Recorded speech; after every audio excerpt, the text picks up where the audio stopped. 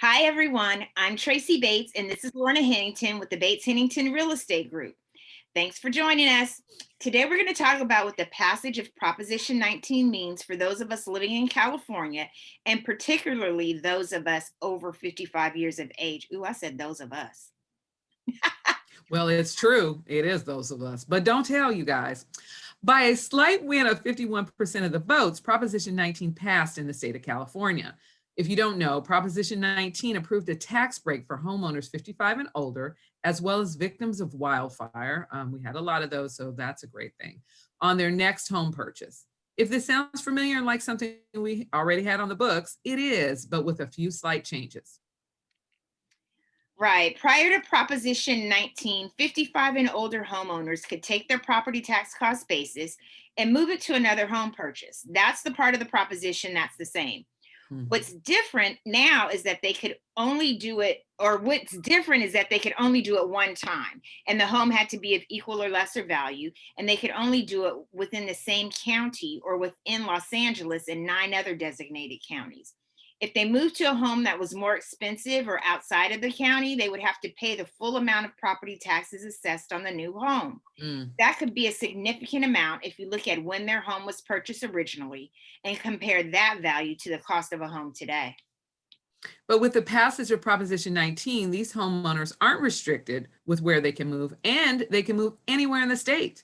They also aren't restricted in the purchase price of their next home, and they can buy a home of any value and still reap the property tax savings. Ooh, this is good. Another advantage is the number of times that a person can exercise this opportunity.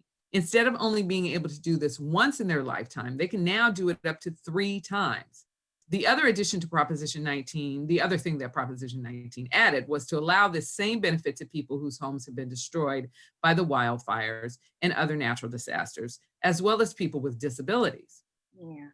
Prior to Proposition 19, children who inherited their parents' home were able to retain the tax assessment that existed with the property. There was an LA Times investigation that uncovered the fact that many of these homes weren't occupied by the children as their primary homes and were being used as investment properties. So Proposition 19 corrected that by disallowing properties inherited by children to keep the lower property tax assessment unless it's their primary home.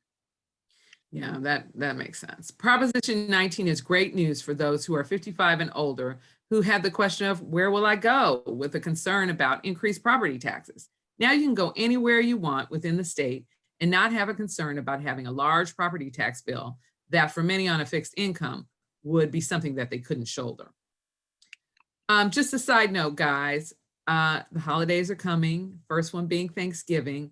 And our hope for you is that you have a safe and happy Thanksgiving holiday with your family and loved ones, be it in person in a small group of people who live together in the same household, or via Zoom, FaceTime, or however you choose to share the love and gratefulness.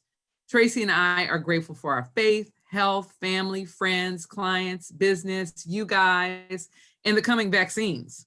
Yeah, we really are. So thanks so much for listening in today. And as always, give us a call, text, or email if you have any questions about today's vlog or have any other real estate related questions, because we love talking about this stuff. We do, and we want to give you that beyond the ordinary service. And so we are here to do that for you. Yep. Happy Thanksgiving. Take care, guys.